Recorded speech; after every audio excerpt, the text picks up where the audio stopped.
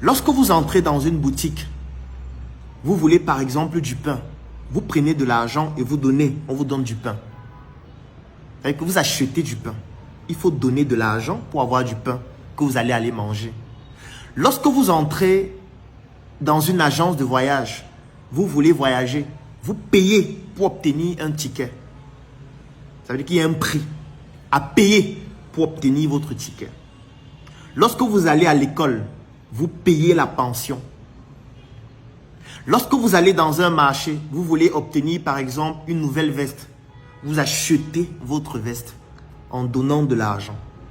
Ça veut dire que pour les produits et les services dont vous bénéficiez au quotidien, il existe toujours un prix à payer. Il n'existe aucun produit et aucun service qui est gratuit. Le pain est payant. Le lait, c'est payant. L'école est payante. La connaissance est payante. Les vêtements sont payants. Tous les produits et tous les services que vous utilisez au quotidien sont payants. Si ce n'est pas vous qui payez directement, il y a quelqu'un qui paye. Maintenant, la question que je voudrais te poser, toi qui es dans le showbiz, toi qui veux entrer dans le showbiz, tu penses que la réussite que tu recherches n'a pas un prix à payer?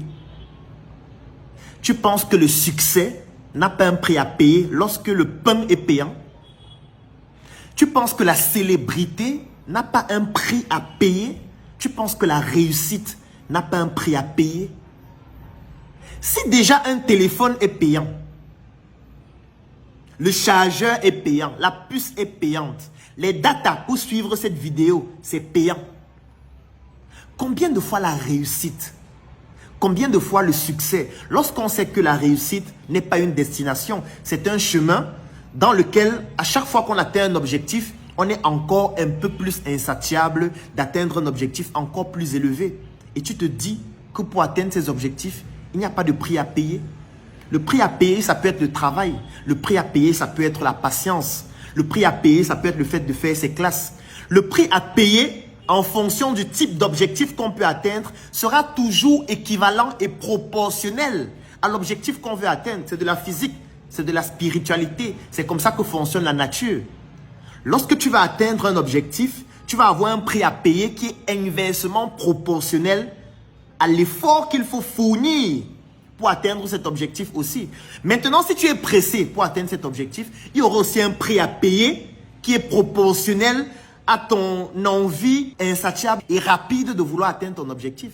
Tu ne peux pas atteindre un objectif très élevé sans prix à payer. Il faut expliquer ça à ceux qui sont dans le showbiz. Avoir une grosse voiture, il y a un prix à payer.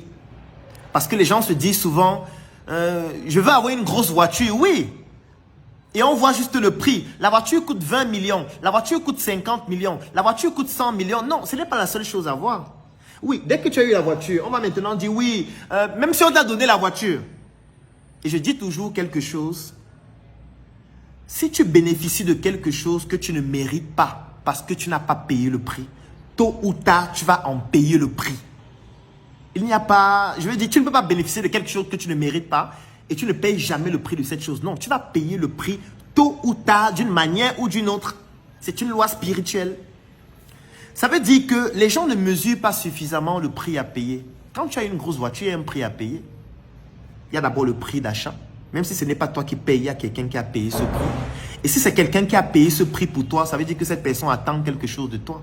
Directement ou indirectement. C'est une forme de prix à payer. La personne peut attendre de l'allégeance. La personne peut attendre le fait que tu sois dans une position de gratitude infinie. La personne peut attendre de toi que tu fasses certaines choses précises que cette personne va évaluer parce qu'elle a payé le prix à ta place. Maintenant, toi, tu vas donc aussi payer le prix sous forme soit de service, soit sous forme d'autres produits. Supposons que tu as même acheté ta voiture avec tes propres fonds. Tu as beaucoup travaillé et tu as acheté ta voiture que tu mérites vraiment de manière totale. Quand tu as ta voiture, ce n'est pas tout. Ta voiture doit être assurée. Tu ne peux pas acheter une voiture de 60 millions, 100 millions et payer l'assurance à 15 000 ou 20 000 ou 30 000 comme le taximan. Non, ton assurance tout risque va coûter 1 million, 1,5 million, 2 millions, voire plus. Quand tu achètes une voiture de cette taille-là, tu ne vas pas conduire la voiture toi seul. Tu ne vas pas conduire la voiture toi-même. Parce que parfois, tu vas aller dans des cérémonies. Parfois, tu vas finir au travail très tard. Parfois, tu vas arriver en boîte de nuit, boire de l'alcool et tu ne pourras pas conduire. Donc, il faut que tu aies un chauffeur. C'est un prix aussi à payer. Quand tu es un chauffeur, ça veut dire que tu choisis de confier ta vie à quelqu'un d'autre. Ça veut dire au-delà d'avoir des informations sur ce que tu fais, sur les endroits où tu vas, il aura aussi ta vie entre ses mains parce que c'est lui qui conduit ton véhicule. C'est aussi un prix à payer. Le prix à payer, c'est le fait que quand tu as déjà une voiture d'un certain niveau, les gens estiment que tu es déjà riche. Donc les gens te demandent un peu plus, te sollicitent un peu plus. Dans la famille, on te met dans la catégorie des élites. C'est un prix à payer parce que quand il y a un deuil, quand il y a une cérémonie, tu ne pourras pas contribuer 1500 francs. Parce qu'on va essayer de voir son nom. Il a contribué combien? On veut voir combien tu as contribué parce qu'on voudrait que ce soit proportionnel à la voiture que tu as, à la maison que tu as, au statut social et économique que tu as. C'est un prix à payer. Est-ce que les gens qui recherchent des objets, des biens, la réussite, savent quel est le prix à payer qu'il y a derrière? On paye toujours le prix. Si toi, tu ne payes pas le prix maintenant, tu vas payer le prix après. Si quelqu'un a payé le prix pour que tu aies ta maison aujourd'hui, quelqu'un t'a construit une maison, il t'a offert une maison, tu vas payer le prix un jour. Au-delà de l'entretien de la maison, au-delà du statut social qui change parce que désormais tu as ta maison, au-delà de tes cousins, de tes cousines, de tes oncles qui vont vouloir venir vivre chez toi, au-delà des personnes qui vont dire vraiment j'ai mon enfant, la rentrée c'est bientôt, je veux que tu m'aides à payer la pension, il y a un prix à payer. C'est une autopsie aussi qu'il faut faire. Ça veut dire je veux être comme tel, c'est bien. Je veux ressembler à tel, c'est bien. Il y a tel qui réalise telle chose, je voudrais faire comme lui ou elle, c'est bien. Mais quel est le prix à payer? Est-ce que je suis prêt à payer ce prix? Est-ce que je suis préparé? Est-ce que je suis prédisposé? Est-ce que j'ai qualité? Est-ce que j'ai la capacité de supporter ce prix à payer?